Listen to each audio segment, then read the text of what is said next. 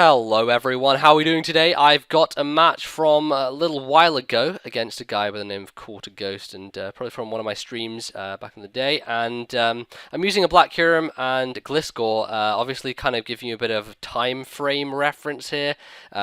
Black Gliscor? Man, I can imagine that would be a brutal threat, but no, Black Curum, obviously now OU, it wasn't at the time this match was taken. You can still use it in Ubers, by the way, in case you're weird and thought that you couldn't, but you can. But just giving you more of a frame of reference there as to what I was doing with these bunch of dudes. Anyway, he has a rain team. I lead off with Ho-Oh against the Dialga, feeling that I just want to smash things from the start. Ho-Oh is a brutal machine of destruction, and I'm just in the mood to just destroy and smash and bash things. So I'm going to go for the Earthquake straight off the bat as the Dialga switches out into Kyogre. Obviously, he is not running a Scarf Dialga, and he probably wanted to get up Stealth Rocks or something. So it works out to my benefit. Take half HP off the Kyogre, weakening its Water Spout, and meaning that he has to rely on Surf as a main form of Stab for the rest of the game. I am derping and derping on my words today, but for some reason he Thunders. I'm not quite sure why he did that, because looking at my whole team, Surf hits every single one of my pokes harder because of the rain, because of Stab, because of multiple factors, and I don't quite know why he didn't go for the Surf, but I guess it works out for me because I kill him with a Brave Bird, and I still have 104 HP left, so that's pretty nice. So brings in a Zekrom, and what I could do is switch here, predicting the Bolt Strike, go to Gliscor, but I wasn't sure that he was going to go straight for it. I didn't want to over-predict too early on in the game and end up paying for it. So I'm going to let Ho-Oh die, kind of assuming the fact that this is a Scarf Zekrom, not only from the fact that he outsped me, but also from the fact that he brought him in as sort of a revenge killing type thing. So going to Gliscor, he is clearly Scarfed at this point because he has to switch out my Gliscor, and I'm going to substitute up on the switch, and in comes the Thundurus. Thundurus is still pretty brutal in Ubers, and it can do some heavy damage, especially on rain, because Thunder is a thing. But I decide I'm going to go for the Toxic here, thinking that he's just going to try and go for the HP Ice to break my sub.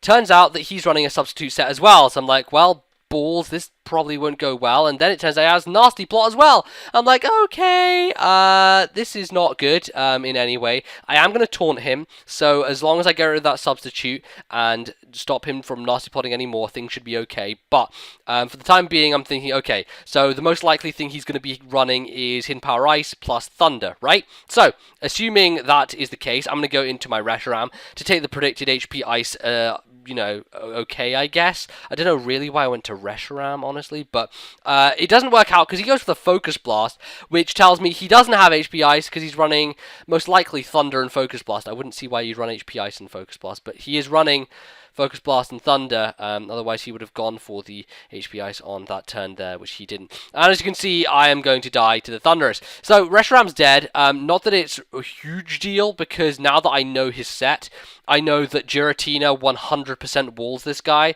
guaranteed, and plus the fact that he has Life Orb is just going to help me out even further, just knock his HP down, and allow me to, first of all, get rid of the sub with the Dragon Tail, and then I should be able to kill him afterwards. If not, get very close to killing him, and take him down to where Life Orb Recoil will probably inflict enough damage to where he shall die in the end. But, for the time being, that's going to happen. I'm going to bring him in. Go for the Thunder. Does, as you can see, not a huge amount. It does a significant amount for the fact that it's a resisted hit, but this is a Giratina. I'm actually running a physically defensive Giratina, so I still take that Thunder really damn well, even at +2. And with a Life Orb, you got to take that in consideration. So Giratina is just a bulky motherfucker in general. He's really great.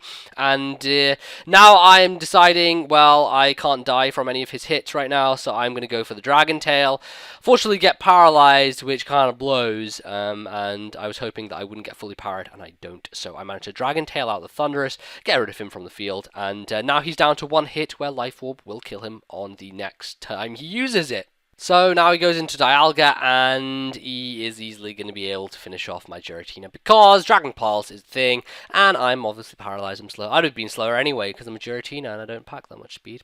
So he is going to finish me off, unfortunately, but Giratina did his main job, which was walling the Thundurus and taking its HP right the way down to where it is pretty much useless at this point. If I got rocks up, then, that would be useful because he would die on switching, but I don't think I was carrying rocks on this team. Never a good idea, people. But anyway, I go into my Blazing Flazing Majigger guy who is choice banded, and I go for a banded outrage, and it just very disappointing amount. I guess it's because the fact that this Dialga is more defensive. He's carrying Stealth Rocks. He's running the Stealth Rock Dragon Pulse plus probably Flamethrower maybe. I'm not sure if he's running that exact set because he's on a rain team, so Flamethrower wouldn't make the most sense, but could be. Could be, don't know. I'm going to go for a second one, get the 2-turner here because I get confused after this, and thankfully all the Dialga does is kill my Giratina and get up Stealth Rock, so not a huge amount going on there. In comes this Excadrill. Obviously I do not want to stay in with my my thing on the guy because I'm locked into Outrage and I could hit myself in Infusion, so perfect switch in at this point is of course Rich, the Gliscor, the fantastic, phenomenal force to be reckoned with, who is going to just do a huge amount in this match. As you can see, that was a critical hit on the Rock Slide, and it still did less than half, even after Stealth Rock and everything. So I'm going to be able to go for the Toxic on this turn, thinking that he's going to switch. He doesn't switch, which kind of weirds me out a bit, because I do have Earthquake, and he stays in Swords Dances. So I'm not quite sure what the hell his deal was there, whether he thought I didn't pack the Earthquake. I'm not quite sure what he was thinking there. He must have thought I didn't have Earthquake because there's no other real reason to stay in there. But I am obviously packing the Earthquake. I take him out in one hit, and there you go. Excadrill is dead, and we are back in business. So, in comes Palkia, and from his team composition, it seemed that this wouldn't be a Scarf set, so I decided to sub here, knowing that the Gliscor would actually be faster than Palkia, and knowing that he's probably going to be wanting to go for the water move in the form of Hydro Pump.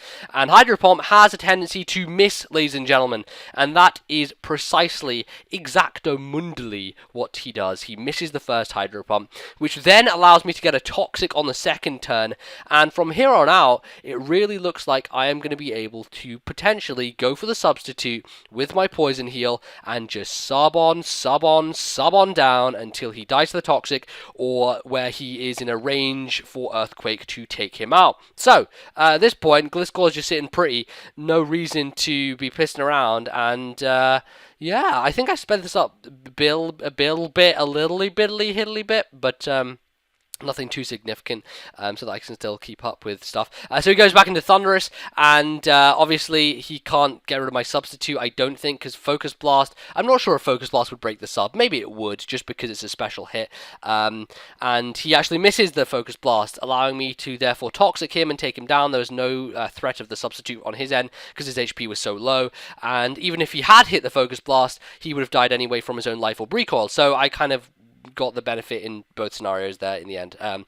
Goes into the Zekrom, which I am not faster than, but he only has Stone Edge to really touch me with. So Gliscor is just powering through this team right now. It seems like nothing can do anything to the Gliscor, and he is just going to town. No one can know what he's like, driving a motorcycle through the road, and everyone is just getting out of his way because you don't want to get in his way. Because if you're in his way, then that's it. You're crushed by the tires. The tires will go over you, and it will hurt you a lot. Talking about tires, I took my driving theory test today, and I passed it. Yay! That's cool.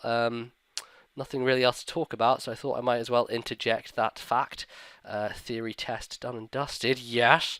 And anyway, I'm going to finish this match with the Kyurem Black form coming in and being fast and outraging and killing the Palkia.